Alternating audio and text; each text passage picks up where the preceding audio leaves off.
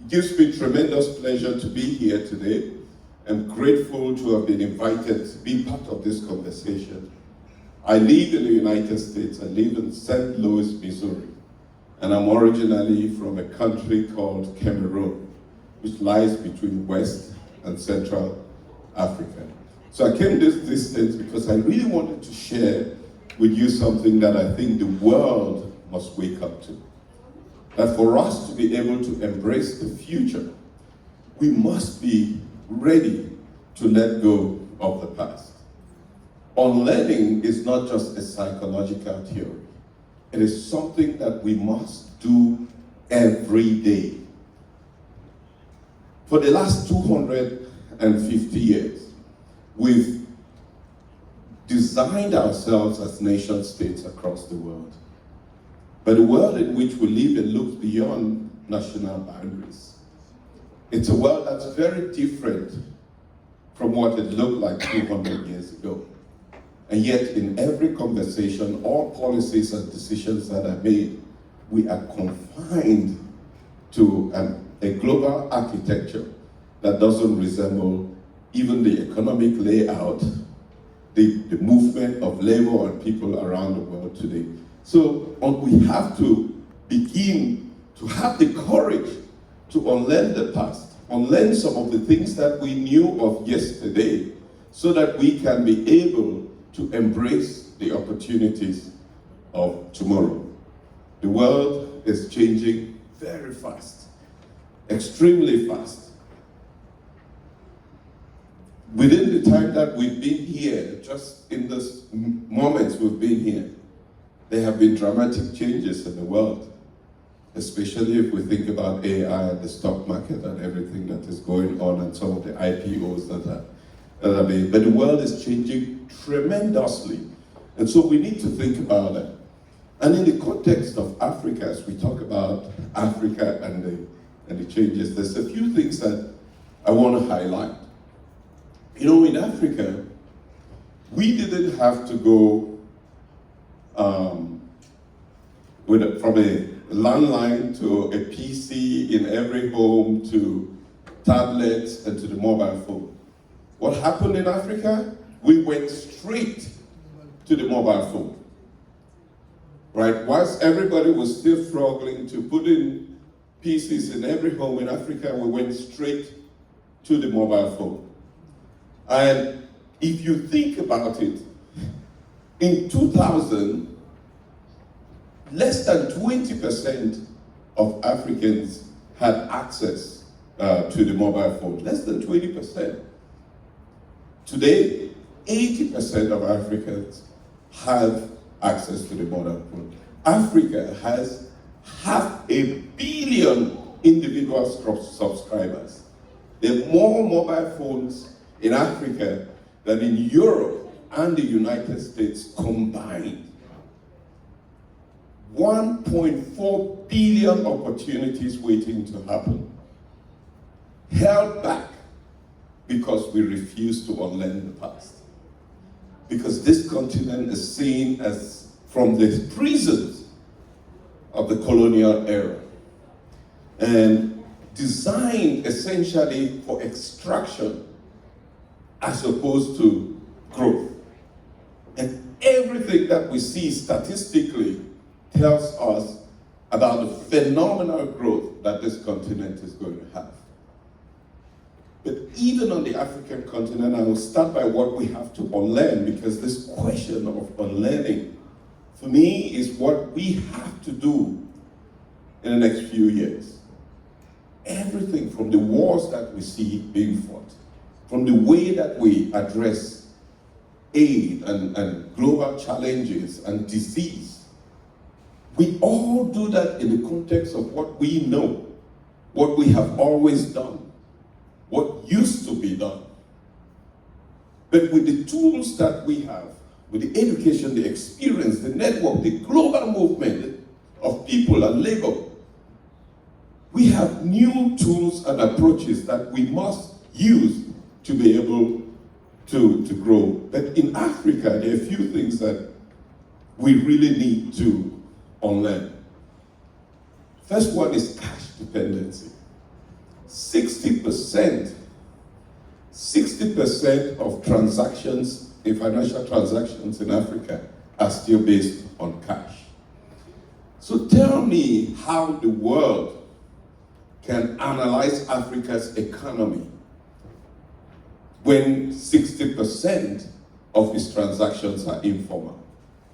So everything you read statistically about the continent is incorrect because it doesn't represent a true picture of the African economy. But Africans must embrace new forms of financial transactions, leverage the new technological, even though Africa still leads. Africa led with M-Pesa, right? Many people have heard of M-Pesa. We still do a lot of transactions. Whilst we lead even in mobile money transactions, we still are limited. A lot of informal business, and that's one of the things that we must unlearn. Secondly, bureaucracy. Again, like I said, these countries, most African countries, were designed within a colonial framework. And that colonial framework has held us back because our governments and our cities and our communities have refused to rethink our structures, and so everything is so bureaucratic, right? The World Bank ranks many African countries low in business because of the burden of bureaucracy in just starting up a new business, in applying to get access to a loan. All of those things we have to rethink them. Let's talk about capital, access to capital in itself, and the global infrastructure that exists, but we're going to get there. And then there are lots of myths as well on the African continent that we must let go. For example, the role of women in society, and the role not only in society, but in leadership, in business, and in innovation. The role that young people play. There's lots of myths and traditions that hold back. That you have to be a certain age to be able to make decisions, and those things. If you look at the African continent, 65% of its leadership of its countries is over the age of 65. For a continent that has an average age of 19, only continent that is growing in the world now. So those myths, we have to leave them behind. And sometimes people think we're abandoning traditions. No, we're respecting traditions, but we're able to prepare for a future that's very different from our past. So that's incredibly important that we unlearn all of these things. But let's talk about what everybody is talking about now, which is AI, right? AI is going to be a $15 trillion global economy impact. So what does that represent for the African continent? How can we capitalize as well on AI to be able to transform this continent into the dreams that we have? And that is only going to happen if we look at AI as a way to advance agriculture, to advance healthcare, and enhance our educational system. I was talking to a woman who said, I don't allow my children use AI. We try to keep this out of our schools. And I said, yeah, that's a good thing, but why? And she said, yeah, because it changes the way that they have always been taught. And I said, that's where the biggest problem comes. Instead, embrace it. Figure out the way that it's going to enhance what you know, enhance their reading and capacity. So that's one thing that we have to look at in the context of AI. But also, we have to unlearn this whole notion of AI belongs to some other people. Because if we do not get involved in the learning models, if you Google Africa, what you see is not a true representation of the Africa that we know. Africa is more than just people living in huts and walking naked, right? It is exciting, vibrant, Anybody here from Ghana who's danced at Oxford Street knows what Africa represents, right? So there's the exciting parts in Nairobi, in Lagos, and all over Africa. There are lots of innovation happening across the continent, which is not representative of what you find when you think about the African continent. So we have to get involved in the AI to be able to transform that, right? But one of the biggest opportunities that we have as a continent, and I mentioned it earlier, it's young people, right? The African continent is young. It's a continent that is growing. This youthful opportunity that exists on the African continent that we must capitalize on. Again, I said 19% of the continent is young people.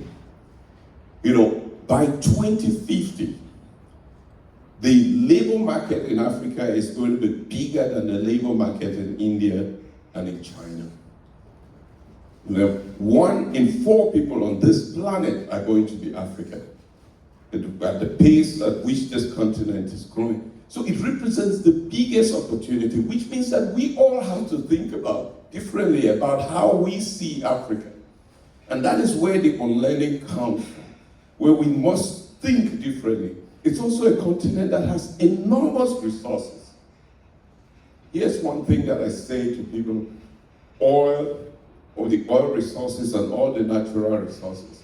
One thing we must unlearn is to believe that resources leads to growth.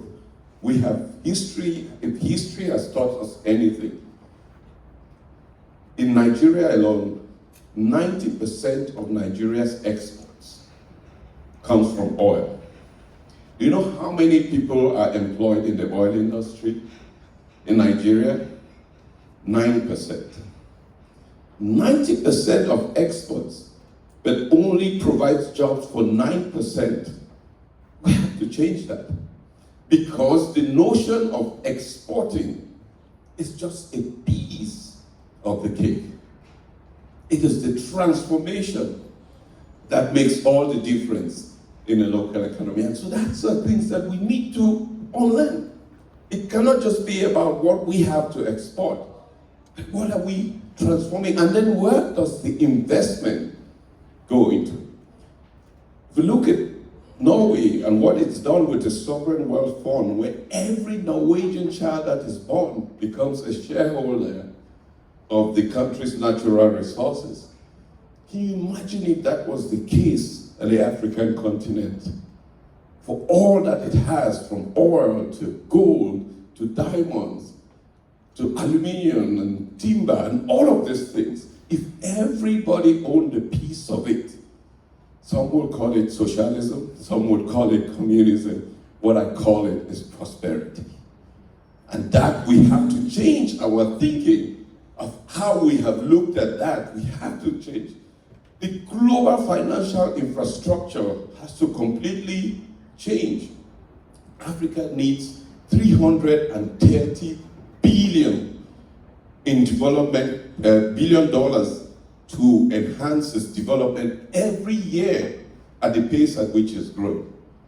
But access to capital, especially for young entrepreneurs, is very limited because we are burdened by the same old thinking that access to capital must mean you have assets.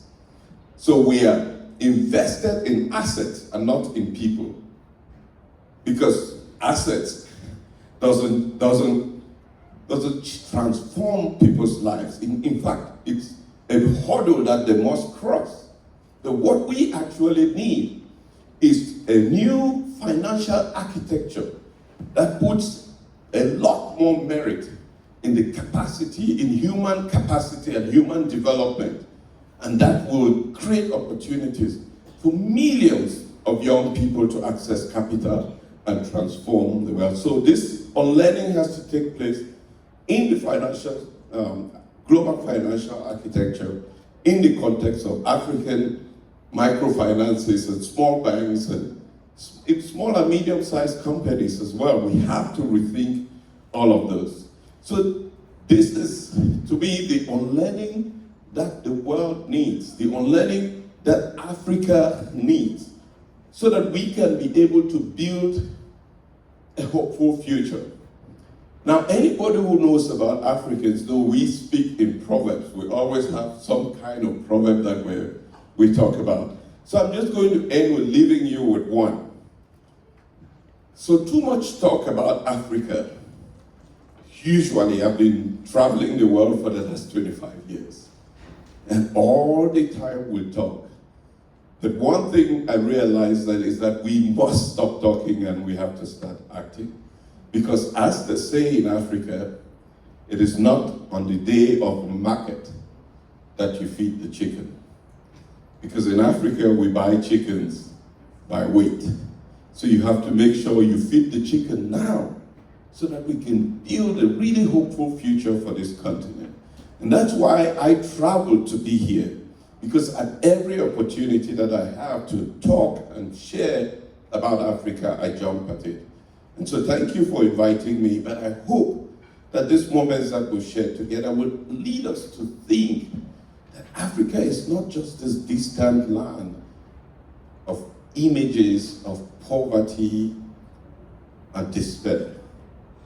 It's really a place of growth, energy, and hope, and possibly the future of the world lies in Africa. Thank you very much for your time being